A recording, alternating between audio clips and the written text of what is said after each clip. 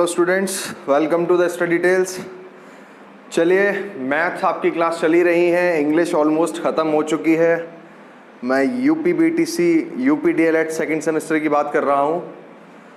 बच्चों के काफ़ी मैसेजेस आए, सर हिस्ट्री से बहुत डर लग रहा है, हिस्ट्री कराइए। तो चलिए देखते हैं, हिस्ट्री करते हैं आज शुरू। और ये देखना आपके हिस्ट्री में डरने जैसा कुछ था। आप लेक्चर को देखने के बाद मैं डेफिनेटली कह सकता हूँ कि आपको बिल्कुल भी डर नहीं लगेगा, बहुत इंटरेस्टिंग लगेगी हिस्ट्री।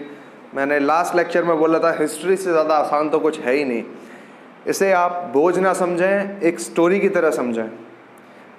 यार सब कुछ देखते हो आप, महाभारत देखते हो, रामायण देखते हो, पूरे लॉकडाउन में रामायण देखी है, तो ये रामायण ही तो है। इतिहास में क्या हुआ, ये सब रामायण हुई है, महाभारत हुई है ना। राजा आए, महाराजा आए, उन्हीं में से एक ये चैप्टर है मौर्य वंश का, अशोका जी का। चलिए उसे स्टार्ट करते हैं। बहुत समझ के चलना आप, और बहुत आराम से मैं समझाऊंगा। चलिए, तो हम पढ़ते हैं मौर्य वंश। तो सबसे पहले मौर्य वंश की स्थापना किसने की? स्थापना मतलब मौर्य वंश को राजा, जब मौर्य वंश बना था, है ना, मौर्य वंश जब राजा बना था तो पहला राजा कौन था, किसने बनाया था मौर्य वंश? तो उसका आंसर है चंद्रगुप्त मौर्य। 50% से ज़्यादा बच्चे टीवी पे सीरियल देखते होंगे चंद्रगुप्त मौर्य नाम से आता है।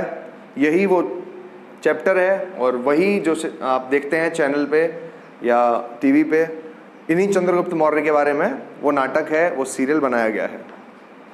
ठीक है, तो चलिए, स्थापना की थी चंद्रगुप्त मौर्य ने।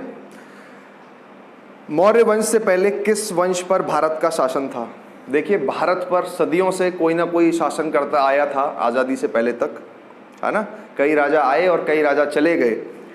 तो मौर्य वंश से पहले भी कोई ना कोई राजा होंगे, बिल्कुल थे। तो नंद वंश था, मतलब नंद वंश के वो राजा थे। होते हैं ना कि सम्राट होते हैं, ये चौहान थे, है ना, ये राजपूत थे, ये मुसलमान थे, है ना। जितने भी राजपूत आए, अलाउद्दीन खिलजी थे, मुस्लिम शासक बने, कुछ हिंदू शासक बने। तो ऐसे ही इनमें से एक नंद वंश भी था, नंद वंश के शासक थे। अंतिम सम्राट धनानंद, जिसे पराजित कर चंद्रगुप्त मौर्य सम्राट बना था। तो नंद वंश के जो अंतिम राजा थे उनका नाम था धनानंद। इन्हीं को पराजित कर कर, इन्हीं को मार कर चंद्रगुप्त मौर्य जो थे वो राजा बने थे। तो आपसे 2 क्वेश्चन आ सकते हैं इस स्लाइड में से कि मौर्य वंश की स्थापना किसने की थी, तो आपको आंसर देना है चंद्रगुप्त मौर्य। ठीक है, और किसको हरा के की थी? नंद वंश को। नंद वंश के राजा कौन थे? आखिरी राजा नंद वंश के वो थे धनानंद। ठीक है, आ गया होगा समझ में। चलिए आगे देखते हैं। चंद्रगुप्त मौर्य के गुरु व सहायक चाणक्य या कौटिल्य या विष्णुगुप्त, ये तीनों एक ही नाम है। चाणक्य जी के जो और नाम थे, एक कौटिल्य भी था और उनको कभी कभी विष्णुगुप्त भी बुलाते थे। तो चंद्रगुप्त के जो गुरु थे, चंद्रगुप्त मौर्य के, वो चाणक्य थे। वो उनके गुरु भी थे, वो उनके सहायक भी थे और वो उनके मंत्री भी थे। जब वो राजा बन गए थे चंद्रगुप्त मौर्य, तो उनके मंत्री भी वही बने थे, श्री चाणक्य जी। ठीक है, यह एक बहुत बड़े अर्थशास्त्री थे, इकोनॉमिस्ट। चाणक्य जो थे बहुत बड़े एक अर्थशास्त्री थे, इसको याद रखिए। क्वेश्चन पूछ लिया जाता है कि चंद्रगुप्त मौर्य के समय, उनके राज्य के समय वहाँ के अर्थशास्त्री कौन थे, तो आपको बोलना है चाणक्य। या ये पूछ लिया जाए कि चंद्रगुप्त मौर्य के मंत्री चाणक्य क्या थे, तो आपको बोलना है वह एक अर्थशास्त्री थे, इकोनॉमिस्ट थे। ठीक, उन्होंने अर्थशास्त्र नामक पुस्तक लिखी थी। Very very very important. अब कर लो, सुपर टेट के लिए कर लो, टेट के लिए कर लो, एसएससी के लिए कर लो, रेलवे के लिए कर लो, किसी भी एग्जाम के लिए कर लो, क्वेश्चन आना ही आना है ये कि अर्थशास्त्र नाम से जो किताब है वो किसने लिखी है? वो चाणक्य ने ही लिखी थी। ठीक है, चलिए, बहुत ही बुद्धिमान एक व्यक्ति थे हमारे इतिहास में ये।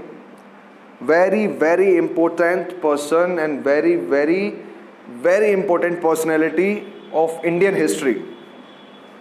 चलिए आगे देखते हैं। चंद्रगुप्त मौर्य को प्रथम ऐतिहासिक सम्राट भी माना जाता है। आपसे देखिए, मैंने कहा ना, राजा बहुत आए और राजा बहुत गए, लेकिन चंद्रगुप्त मौर्य को पहला ऐतिहासिक सम्राट बोला जाता है। क्योंकि इन्होंने अपने दम पे एक राज्य को जीता था, एक राजा को पराजित किया था, जबकि वो एक छोटा सा बच्चा था जिसके पास कुछ नहीं था। ठीक है, तो इसलिए इन्हें प्रथम ऐतिहासिक सम्राट बोला जाता है। चंद्रगुप्त मौर्य 322 ईस्वी पूर्व में सम्राट हुआ। चंद्रगुप्त मौर्य काल में मनोरंजन का प्रमुख साधन शिकार था। चलिए, चंद्रगुप्त मौर्य जो थे वो 322 ईस्वी पूर्व में राजा बने थे। ठीक है, राजा की गद्दी पर बैठे थे। और इनके समय पे, अब जैसे यहाँ आप एंटरटेनमेंट करते हो, मनोरंजन करते हो, कुछ बच्चे उसे टाइम पास भी बोल देते हैं, तो अभी तो करते हैं मोबाइल से, यूट्यूब पे वाइन्स देख ली, वेब सीरीज चल रही हैं, मिर्ज़ापुर देखते हैं बच्चे आजकल, है ना, और फेसबुक है, व्हाट्सएप है, ट्विटर है, टीवी है, बहुत कुछ है। तो उस टाइम पे क्या करते थे लोग एंटरटेनमेंट करने के लिए? उस टाइम पे लोग शिकार करते थे, हंटिंग। ठीक है, जो कि अभी आज के टाइम पे इलीगल है, तो पहले लोग शिकार करते थे। आ गया होगा समझ में? चलिए आगे देखते हैं। चंद्रगुप्त मौर्य के समय चलने वाले सिक्के को पण कहते थे। अभी यहाँ पे आपके पास पैसे होंगे, जो सिक्के होते हैं आप उन्हें रुपए कहते हैं। तो चंद्रगुप्त मौर्य के टाइम पे जो सिक्के हुआ करते थे उन्हें पण बोलते थे, पण। ठीक है, चलिए आगे देखते हैं। चंद्रगुप्त ने सेल्यूकस निकेटर को हराया था। चंद्रगुप्त ने जितने भी युद्ध किए थे, एक तो सबसे पहला युद्ध जिसमें उन्होंने धनानंद को हराया था, जिसको हरा के वो राजा बने थे। उसके बाद एक महान युद्ध हुआ था, बहुत बड़ा युद्ध, उसमें उन्होंने सेल्यूकस निकेटर को हराया था। आप सबने सिकंदर महान का नाम तो सुना ही होगा, जो सिकंदर था जिसने पूरी दुनिया जीत ली थी। तो जो सेल्यूकस निकेटर था वो सिकंदर का सेनापति था। सिकंदर जब वापस चला गया था यूनान अपने देश, तब सेल्यूकस निकेटर से ही बोला था कि अब बाकी की विजय तुम करोगे, है ना, मैं तो जा रहा हूं अपने देश, अब तुम्हें युद्ध लड़ने हैं।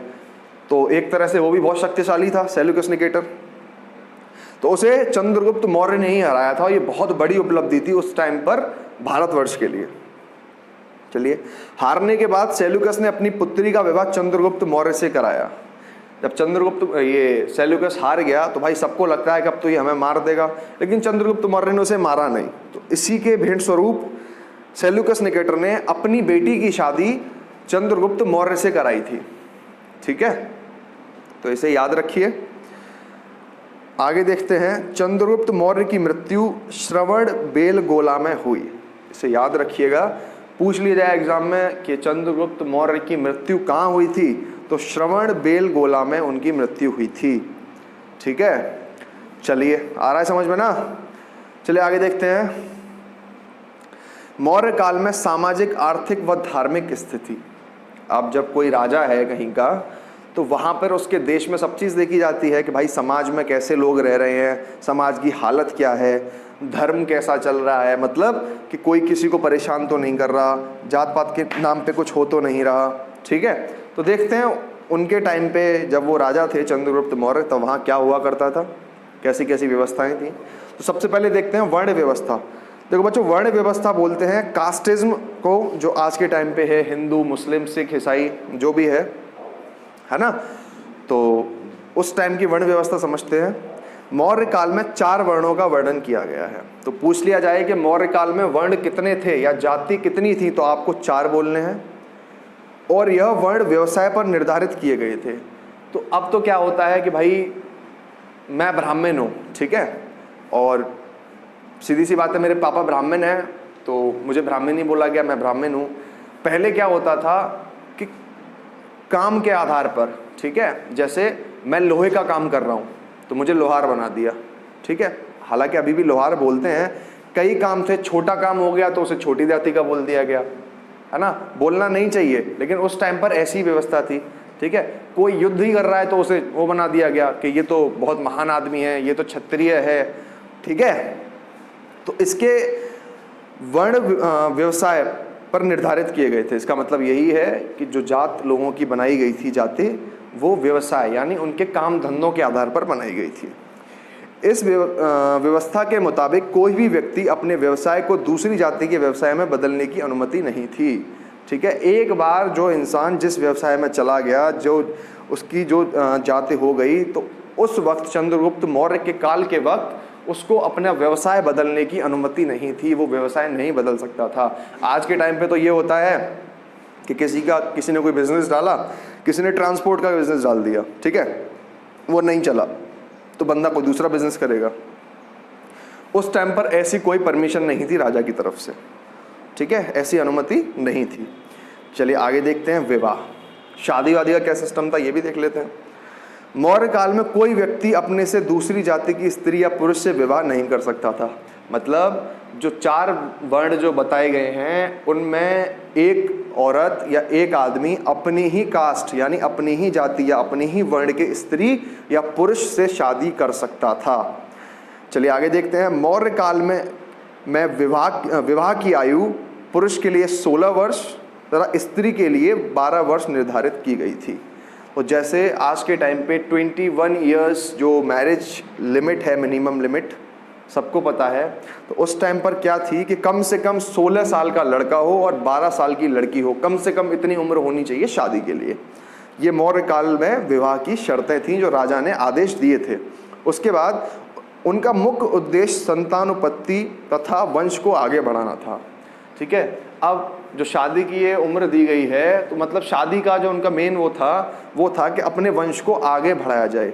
संतानोत्पत्ति बच्चे लिख ही नहीं पाएंगे, कुछ बच्चे समझ नहीं पाएंगे क्या भला है, ये क्या चीज़ है, तो आप छोटी सी चीज़ याद कर लीजिए, वंश को आगे बढ़ाना या अपने परिवार को आगे बढ़ाने के लिए, ठीक है। चलिए आगे देखते हैं स्त्रियों की दशा। अब लेडीज़ की क्या कंडीशन थी उस टाइम पे, क्या होता था वो देखते हैं। मौर्य काल में स्त्रियों की दशा पिछले काल से अच्छी थी तथा उन्हें पुनर्विवाह या फिर से शादी करने की अनुमति भी दी गई थी। पहले स्त्रियों की जो दशा थी वो ज़्यादा अच्छी नहीं थी मौर्य काल से पहले, है ना। स्त्रियों को एक बार जैसे उनके अगर पति एक्सपायर हो जाते थे या ख़त्म हो जाते थे, मर जाते थे, तो उन्हें एक तो दोबारा शादी करने की अनुमति नहीं थी। और उससे पहले सती प्रथा की भी एक वो थी, प्रचलन चला आ रहा था कि लेडीज़ को या स्त्री को अपने ही पति के जो अंतिम संस्कार हो रहा होता है उसी आग पर बैठ के जलना पड़ता था। तो वो सब खत्म हुई थी, मौर्य काल में ख़त्म की गई थी वो पहली बार। और फिर से अगर कोई भी स्त्री विधवा हो जाती है तो उसे फिर से शादी करने की अनुमति भी दी गई थी, ठीक है। चलिए आगे देखते हैं। परंतु स्त्रियों को घर से बाहर जाने की अनुमति नहीं थी तथा पति की इच्छा के विरुद्ध कोई कार्य नहीं कर सकती थी। लेडीज़ को घर से बाहर जाने की अनुमति नहीं थी, लेडीज़ को घर का ही काम करना होता था और घर में ही लेडीज़ उस टाइम पे मौर्य काल में रहती थी, ठीक है। और अपने जो पति हैं, हस्बैंड हैं, उनकी बिना इच्छा के लेडीज़ कोई काम या स्त्री कोई भी काम नहीं कर सकती थी उस वक्त पर, ठीक है। और राजमहल में स्त्रियां सैनिक के रूप में भी काम करती थीं। जब सारी परमिशंस उनके पास होती थीं, सारी अनुमति होती थी, तो स्त्रियां जो सैनिक बनते हैं, लेडीज सोल्जर जो होते हैं, उसके तौर पर भी राजमहल में काम कर सकती थी या करती भी थी, ठीक है। चलिए समझ में आ गया होगा मौर्य काल में क्या क्या हो रहा था, वर्ण व्यवस्था, शादी कैसे हो रही थी, है ना, क्या क्या शर्तें रखी गई थी, है ना, लेडीज़ के लिए क्या क्या था, ये सब कुछ आपने देख लिया। चलिए आगे देखते हैं। मौर्य काल के बारे में ही कुछ और चीज़ें मैं बताता हूँ, समझिए ना, बहुत इंपॉर्टेंट हैं, कोई भी चीज़ स्किप नहीं करनी है, धीरे धीरे आराम से समझिए। मेगास्थनीज ने इंडिका नाम की पुस्तक लिखी थी, ठीक है। जो मेगास्थनीज था, मेगास्थनीज कौन था? मेगास्थनीज एक राइटर था जिसने इंडिका नाम से बुक लिखी थी। आपसे पूछ लिया जाए कि इंडिका नाम से पुस्तक किसने लिखी थी, तो आपको सीधा सीधा लिखना है मेगास्थनीज ने। मेगास्थनीज चंद्रगुप्त मौर्य के टाइम का ही एक राइटर था जिसने इंडिका नाम से बुक लिखी थी, ठीक है। तो हम जितनी भी हिस्ट्री पढ़ते हैं वो किसी ना किसी किताब से ही मिली है हमें भी। तो उस टाइम पर जितने राइटर थे, जैसे मौर्य काल को मेगास्थनीज ने लिखा था, उसमें सन लिखता है वो, इस सन में ये राजा हुआ करते थे, तो उसी के हिसाब से सन को जोड़ जोड़ के कहानियों को मिला मिला के ही पूरा इतिहास बना है। समझ में आ गया होगा। तो मेगास्थनीज ने ही चंद्रगुप्त मौर्य और मौर्य काल का वर्णन किया है, ठीक है, इतिहास में। चलिए आगे देखते हैं। सिकंदर के आक्रमण पर भारत पर क्या प्रभाव पड़ा था। सिकंदर ने भारत पर आक्रमण किया था, मैंने बताई था, विश्व विजेता था, पूरी दुनिया उसने जीती थी। तो जब सिकंदर ने आक्रमण किया था तो भारत पर प्रभाव तो पड़ना ही था। तो प्रभाव क्या क्या पड़ा थे? सिकंदर के आक्रमण से भारत में कई छोटे छोटे राज्य एक दूसरे में विलय हो गए या उनकी दोस्ती हो गई। देखिए, पहले अलग अलग राज्य हैं, किसी को किसी से कोई मतलब नहीं रहता था, सब अपने अपने ही अहंकार में रहते थे कि हमारा राज्य ज़्यादा शक्तिशाली है या ये है। लेकिन जब सिकंदर ने आक्रमण किया, क्योंकि वो एक बहुत बड़ी शक्ति थी, तो जो छोटे छोटे राज्य थे वो कमज़ोर पड़ने लगे। इसके फलस्वरूप या इसका जो परिणाम हुआ, तो उसमें जो छोटे छोटे राज्य थे वो सब एक हो गए, सबकी दोस्ती हो गई।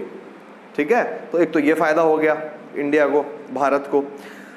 भारतीयों को सिकंदर के विरुद्ध युद्ध करने से अपनी युद्ध में हुई कमी का आभास हुआ, भविष्य में उन्होंने अपनी उस गलती को सुधारा। अब सिकंदर से युद्ध हुआ था तो कई भारतीय राज्य थे वो युद्ध को हारे थे, है ना।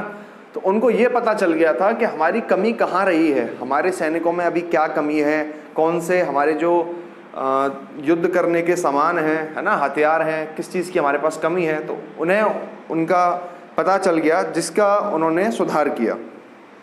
ठीक, चलिए आगे देखते हैं। भारतीयों को सिकंदर के विरुद्ध, ये तो हम कर चुके हैं। भारत में यूनानी राज्यों की स्थापना व यूनान से व्यापार संबंध के मार्ग खुल गए।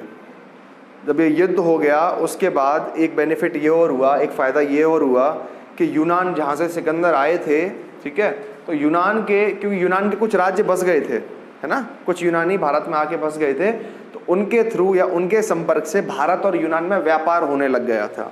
तो जब कहीं दो देशों में व्यापार होता है एक देश के स्तर पर, तो तरक्की दोनों देशों की होती है।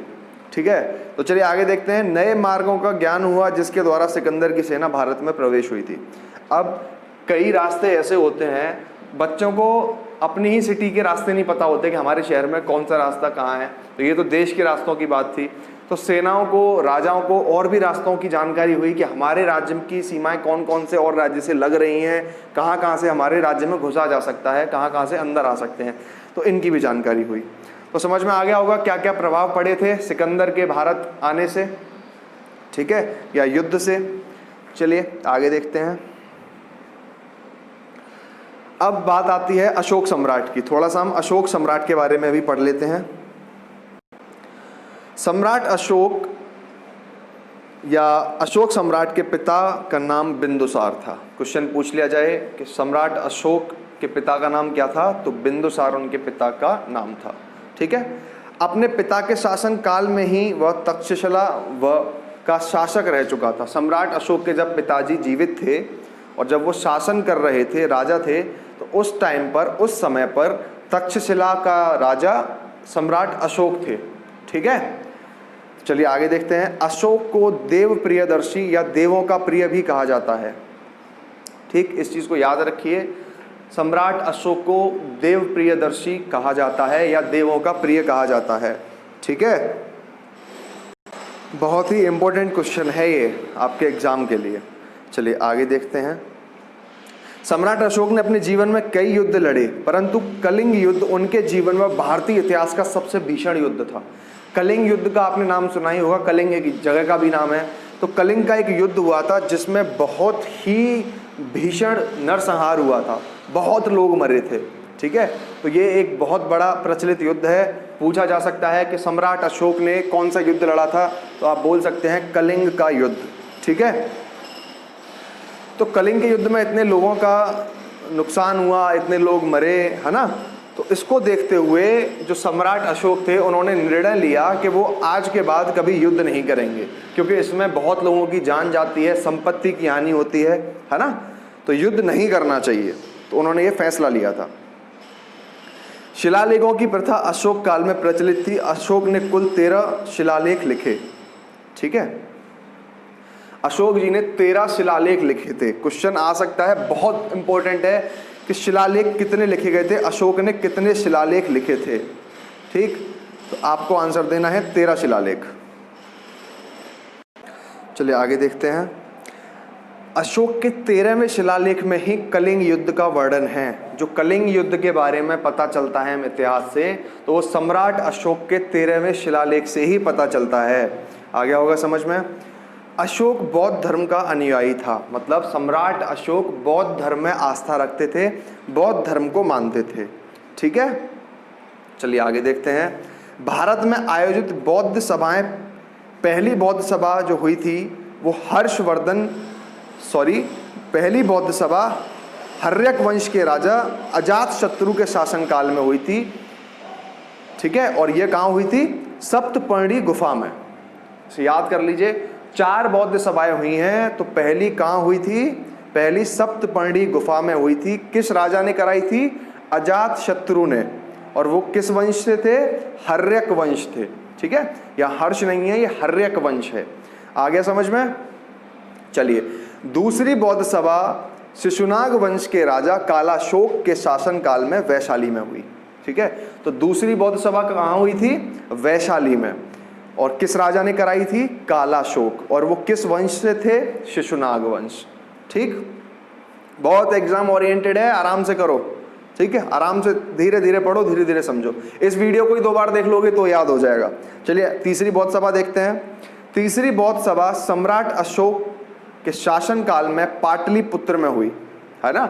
और जो तीसरी जो सभा हुई थी वो सम्राट अशोक ने कराई थी, वो पाटलिपुत्र में हुई थी। ठीक है, पाटलिपुत्र सम्राट अशोक की राजधानी भी थी। क्वेश्चन को इसे भी आप याद कीजिए कि सम्राट अशोक की राजधानी कहाँ थी? वो थी पाटलिपुत्र में। ठीक है, चलिए आगे देखते हैं। चौथी बौद्ध सभा कुषाण वंश के राजा कनिष्क ने की थी। कनिष्क बहुत ही महान सम्राट थे, बहुत ही महान सम्राट। ठीक है, तो इन्होंने की कराई थी वो, और वो हुई थी कश्मीर में। तो आई होप आपको समझ में आ गया होगा ये जो बौद्ध सभाएं हैं कितनी हुई हैं, कब कब हुई हैं, और किस किस ने कराई हैं, और कहाँ कहाँ हुई हैं, ये आपको याद ज़रूर करनी है। मैंने इसमें सब कुछ मेंशन कर दिया है, नोट्स में टेलीग्राम पे आपको प्रोवाइड करा ही दूंगा।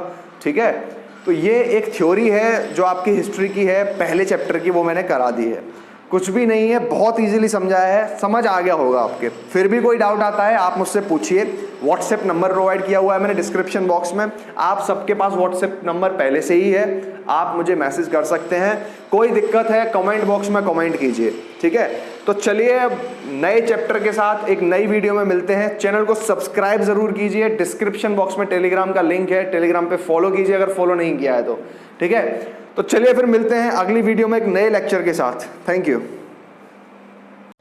If this session was helpful to you, like, comment, share and subscribe.